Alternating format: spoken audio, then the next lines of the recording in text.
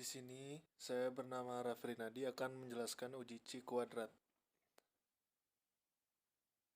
Pengertian: uji Chi kuadrat adalah pengujian hipotesis mengenai perbandingan antara frekuensi observasi atau yang benar-benar terjadi, atau aktual dengan frekuensi harapan atau ekspektasi. Uji Chi kuadrat merupakan pengujian hipotesis tentang perbandingan antara frekuensi sampel yang benar-benar terjadi, atau selanjutnya disebut dengan frekuensi observasi, dilambangkan dengan FO, dengan frekuensi harapan yang didasarkan atas hipotesis tertentu pada setiap kasus atau data. Selanjutnya disebut dengan frekuensi harapan, dilambangkan dengan FE. Frekuensi observasi dan frekuensi harapan. Frekuensi observasi yaitu nilainya didapat dari hasil percobaan, atau O. Sedangkan frekuensi harapan, nilainya dapat dihitung secara teoritis, atau E. Uji kecocokan. Uji kecocokan atau goodness of fit test. Hipotesis nol merupakan suatu ketentuan tentang pola yang diharapkan dari frekuensi-frekuensi dalam kategori tertentu. Pola yang diharapkan harus sesuai dengan asumsi atau tanggapan atas kemungkinan kejadian yang sama dan bersifat umum. Chi kuadrat sama dengan sigma FO minus FE kuadrat per FE. Catatan FO sama dengan frekuensi observasi, FE sama dengan frekuensi harapan. Dalam uji kecocokan model derajat kebebasan atau DF, sama dengan jumlah kategori dikurangi jumlah estimator yang didasarkan pada sampel dan dikurangi 1. Yang dimaksud estimator parameter adalah parameter yang diperkirakan nilainya. Karena nilai parameter tidak didapat secara tepat ditentukan berdasarkan data sampel yang tersedia. Jika dirumuskan menjadi DF sama dengan K minus M minus 1. Dengan K sama dengan jumlah kategori data sampel.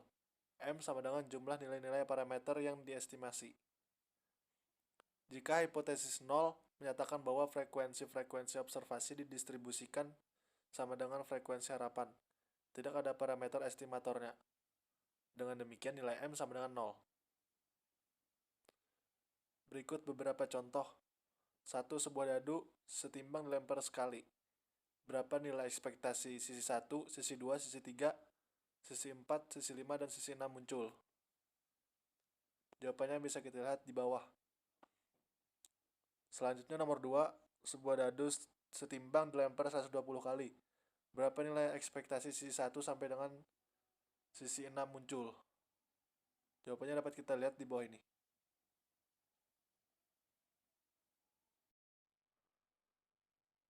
Bentuk distribusi Chi kuadrat.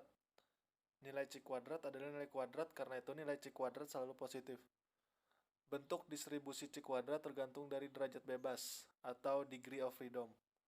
Contoh, berapa nilai Chi kuadrat untuk dB sama dengan 5 dengan alpha sama dengan 0,010, yaitu 15,0863.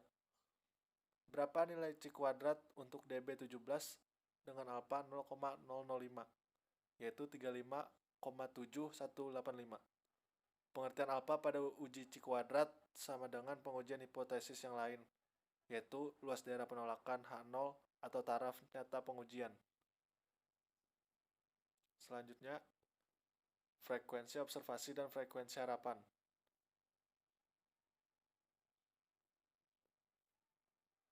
Frekuensi observasi yaitu nilainya didapat dari hasil percobaan, sedangkan frekuensi harapan nilainya dapat dihitung secara teoretis, seperti yang kita jelaskan sebelumnya. Perhatikan gambar berikut. Alpha sama dengan luas daerah penolakan. H0 sama dengan taraf nyata pengujian. Berikut adalah grafik. Selanjutnya uji tabel kontingensi. Tabel kontingensi memuat data yang diperoleh dari sampel random, sederhana, dan diatur berdasarkan baris dan kolom. Baik baris maupun kolom masing-masing terbagi dalam kriteria-kriteria tertentu. Nilai-nilai data pada tabel kontingensi merupakan frekuensi observasi atau FO. Dengan uji tabel kontingensi, kita dapat menguji apakah dua variabel dalam kurung baris dan kolom saling independen atau tidak. Gagasan ini didasarkan atas anggapan bahwa jika kategori-kategori saling independen, Nilai frekuensi observasi mendekati nilai frekuensi harapan. Perbedaan yang besar akan mendukung kita untuk menolak hipotesis yang menyatakan tentang independen. Apabila banyaknya baris sama dengan R, banyaknya kolom sama dengan K, dan besarnya sampel sama dengan N, nilai frekuensi harapan baris ke I dan kolom ke J dapat diperoleh dengan rumus dengan derajat kebebasan df sama dengan dalam kurung R-1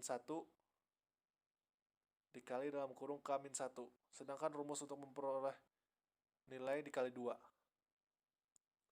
Selanjutnya, pelemparan dadu sebanyak 120 kali menghasilkan data sebagai berikut.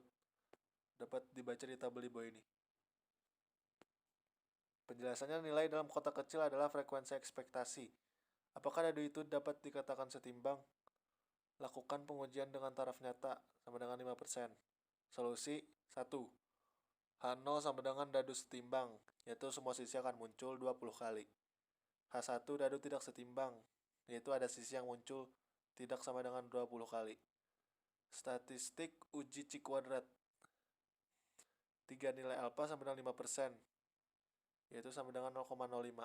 K sama dengan 6, derajat kebebasan sama dengan K-1 sama dengan 6-1, yaitu 5. 4 nilai tabel C kuadrat. K sama dengan 6, derajat kebebasan K-1 sama dengan 6-1, yaitu 5.